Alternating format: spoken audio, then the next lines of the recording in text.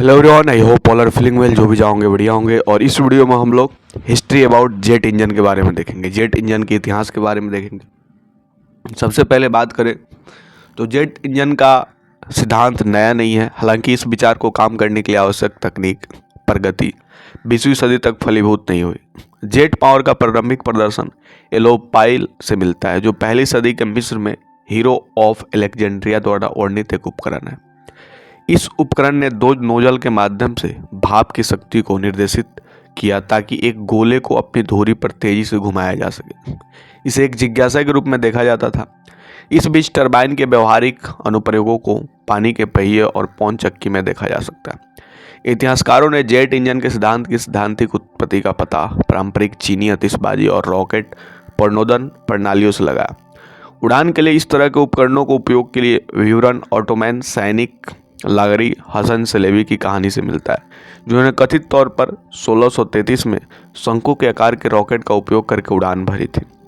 Air breathing jet engine के शुरुआती प्रयास हाइब्रिड डिजाइन थे, जिसमें बाहरी शक्ति स्रोत पहले संपीड़ित हवा को इस्तेमाल करता था, जिसे फिर ईंधन के साथ मिलाकर जेट थ्रस्ट के लिए जलाया जाता था। इतालवी कंप्रोनी कैंपनी और जापानी तुसु 11 इंजन द्वितीय विश्व युद्ध के अंत में ओका केमिकेज विमानों को शक्ति प्रदान करने के लिए बनाए गए थे, लेकिन यह असफल रहे। द्वितीय विश्व युद्ध की शुरुआत से पहले ही इंजीनियरों को यह एहसास होने लगा था कि प्रोपेलर चलाने वाले इंजन प्रोपेलर दक्षता से संबंधित मुद्दों के कारण सीमा के करीब पहुंच रहे थे, जो ब्लेड की नोक की ध्वनि की गति के करीब पहुंचने पर कम हो गई। यदि विमान का प्रदर्शन ऐसी बाधा से आगे बढ़ना था तो एक अलग प्रणोदन तंत्र आवश्यक था। यह गैस टरबाइन इंजन के विकास के पीछे प्रेरणा थी, जो जेट इंजन का सबसे आम रूप है। व्यवहारिक जेट इंजन की कुंजी गैस टरबाइन थी, जो कंप्रेसर को चलाने के लिए इंजन से ही बिजली निकालती थी। गैस टरबाइन को कोई नया विचार नहीं था। स्थिर टरबाइन की पेटेंट में 1791 में इंग्लैंड में जॉन बॉर्बर को दिया गया था। स्व संचालन में सफलतापूर्वक चलने वाला पहला गैस टरबाइन 1903 में नॉर्वेजियन इंजीनियर एगडियस एलिंग द्वारा बनाया गया था। सुरक्षा, विश्वसनीयता, वजन और विशेष रूप से निरंतर संचालन के मुद्दों के कारण ऐसे इंजन निर्माण तक नहीं पहुंच पाए। विमान को चलाने के लिए गैस टरबाइन का उपयोग करने का पहला पेटेंट 1921 में मैक्सिस गोलियम द्वारा दायर किया गया था। उनका इंजन एक अक्षीय प्रवाह टर्बोजेट था, लेकिन इसका निर्माण कभी नहीं किया गया था क्योंकि इसके लिए कंप्रेशन में अत्याधुनिक तकनीक ही काफ़ी प्रगति की आवश्यकता होती थी। एलन ऑर्नोल्ड ग्रिफिथ 1926 में टरबाइन डिजाइन का एक एरोडायनेमिक सिद्धांत प्रकाशित किया, जिसे RAF में प्रायोगिक रूप से कार्य किया। 1928 में RAF कॉलेज कॉन्वेंट के कैडेट फ्रैंक व्हीटल ने औपचारिक रूप से अपने वरिष्ठों को टर्बोजेट के विचार प्रस्तुत किए। अक्टूबर 1929 में उन्होंने अपने विचारों को और विकसित किया। 16 जनवरी 1930 को इंग्लैंड में व्हीटल ने अपना पहला पेटेंट 1932 में प्रदान किया। प्रस्तुत पेटेंट में एक 2 चरण अक्षीय कंप्रेसर दिखाया गया, जो एक एकल तरफा केंद्र स्पारक कंप्रेसर को खिलाता था। व्यवहारिक अक्षीय कंप्रेसर 1926 में एक मौलिक पेपर में ग्रिफिथ के विचारों से संभव हुए थे। व्हीटल बाद में केवल सरल केंद्र स्पारक कंप्रेसर पर ध्यान केंद्रित करेंगे। स्पेन में पायलट और इंजीनियर वर्जिलो लेरेट रूजल को मार्च 1935 में जेट इंजन डिजाइन के लिए पेटेंट दिया गया था। रिपब्लिकन राष्ट्रपति मैनुअल अजाना ने 1936 में मैड्रिड में हिस्पानो सुइजा विमान कारखाने में शुरुआती निर्माण की व्यवस्था की, लेकिन लेरेट को स्पेनिश गृह युद्ध के पहले दिनों में अपने सिप्लेन बेस का असफल बचाव करने के बाद फ्रेकोस्टाइट मोरक्कन सैनिकों द्वारा महीनों बाद मार दिया गया। फ्रेकोइस्ट से छिपी उनकी योजनाओं को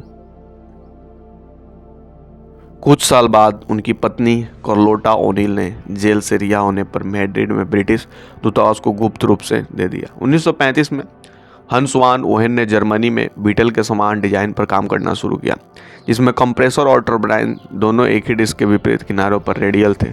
शुरुआत में उन्हें बीटल में काम करने के बारे में पता नहीं था। वान ओहन का पहला उपकरण शक्ति से प्रायोगिक था और केवल बाहरी शक्ति के तहत चल सकता था, लेकिन वह मूल अवधारणा को प्रदर्शित करने में सक्षम था। ओहेन को जब अर्नस्ट हैंडल से मिलाया गया तो उस समय के बड़े विमान उद्योगपतियों में से एक थे, जिन्होंने तुरंत डिजाइन को संभावना को पहचान लिया।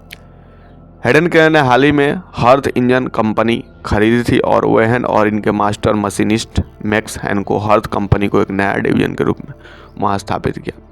सितंबर 1937 तक उनके पास HES-1 केंद्र स्पार्क इंजन चल रहा था। उनके बाद के डिजाइनों की परिणति को गैसोलीन ईंधन वाले HES में हुई, जिसे हेंडेकेल के सरल और कॉम्पैक्ट HE-178 एयरफ्रेम पर फिट किया गया। 27 अगस्त 1939 की सुबह RH वास्टिज द्वारा रेस्टॉक मेरिनेहे एरोड्रोम में उड़ाया गया, जो विकास के लिए एक प्रभावशाली कम समय था। हीलियम 178 दुनिया का पहला जेट विमान था। हेकल ने 31 मई 1939 को हैंस जोआचिम पोस्ट ऑन ओहेन द्वारा एयरक्राफ्ट पावर प्लांट को कवर करने वाले अमेरिकी पेटेंट के लिए आवेदन किया। पेटेंट संख्या US 2256198, जिसमें M हैन को आविष्कारक के रूप में संदर्भित किया। वान ओहेन का डिजाइन एक अक्षीय प्रवाह इंजन विटल के केंद्र स्पार्क प्रवाह इंजन के विपरीत अंततः 1950 के दशक में अधिकांश निर्माताओं द्वारा अपनाया गया था। जॉकर्स इंजन डिविजर्स के ऑस्ट्रियाई एसफॉर्म फ्रॉज में अपने जेट इंजनों में अक्षीय प्रवाह कंप्रेसर की शुरुआत की।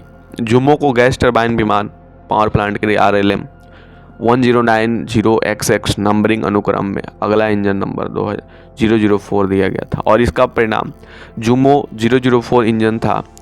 कई कम तकनीकी कठिनाइयों को हल करने के बाद इस इंजन का बड़े पैमाने पर उत्पादन 1944 में दुनिया में पहले जेट फाइटर मेसर चिमिस्ट थी इसके लिए एक पावर प्लांट के रूप में शुरू हुआ। इंजन की उपलब्धता में देरी के लिए कई कारणों में साजिश थी, जिसके कारण द्वितीय विश्व युद्ध में जर्मनी की स्थिति में सुधार करने के लिए लड़ाकू विमान बहुत देर से पहुंचा। हालांकि यह सेवा में इस्तेमाल होने वाला पहला जेट इंजन था।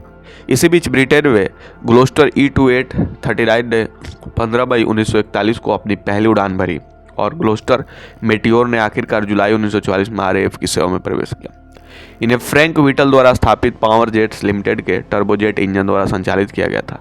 पहले 2 ऑपरेशन टर्बोजेट विमान मेर्सी स्ट्रीट 262 और फिर ग्लोस्टर मेटियोर ने 1944 में एक दूसरे को 3 महीने के भीतर सेवा में प्रवेश किया। अप्रैल में 262 और जुलाई में ग्लोस्टर मेटियोर ने केवल 15 विमानों को द्वितीय विश्व युद्ध की कार्रवाई में प्रवेश करते देखा, जबकि 1400 मीटर और 262 का उत्पादन किया गया, जिसमें 300 युद्ध में प्रवेश कर गए, जिसमें जेट विमानों के पहले जमीनी हमले और हवाई युद्ध की जीत हुई। युद्ध की समाप्ति के बाद विजयी सहयोगी द्वारा जर्मन जेट विमान और जेट इंजन का व्यापक अध्ययन किया गया और शुरुआती सोवियत और अमेरिकी जेट लड़ाकू विमानों पर काम करने में योगदान दिया गया। अक्षीय प्रवाह इंजन की विरासत इस तथ्य में देखी जाती है। इस व्यवहारिक रूप से फिक्स्ड विंग विमानों पर सभी जेट इंजनों को इस डिजाइन में कुछ प्रेरणा मिली।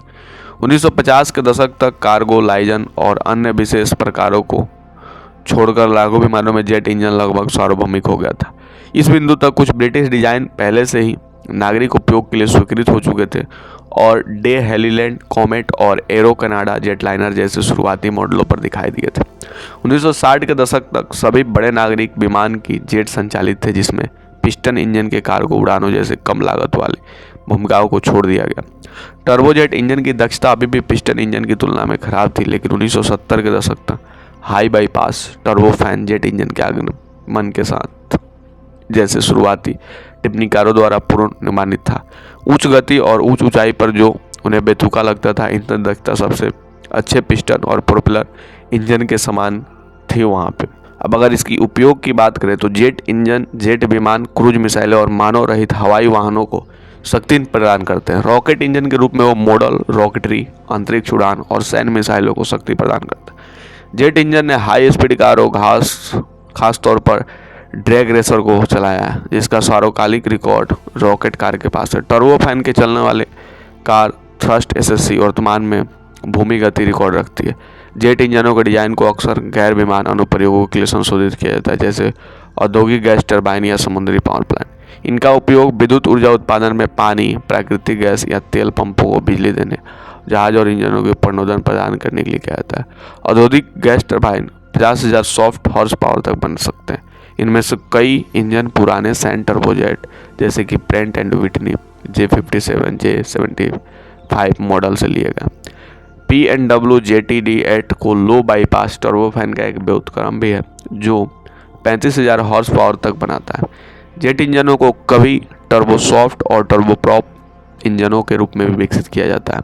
एवं उनके साथ इंजन कोर जैसे कुछ घटकों को साझा किया जाता है जो गैस टरबाइन इंजनों के रूप में ही है। उनका उपयोग आमतौर पर हेलीकॉप्टर में कुछ प्रोपेलर चलित विमानों को शक्ति प्रदान करने के लिए भी किया जाता है। तो ये थी आपकी जेट इंजन से जुड़ी थोड़ी सी इतिहास, हिस्ट्री अबाउट जेट इंजन। आपको कैसे लगी कमेंट करके बताएंगे। जल्दी मिलते हैं आपसे नेक्स्ट वीडियो में, तब तक के लिए बाय बाय।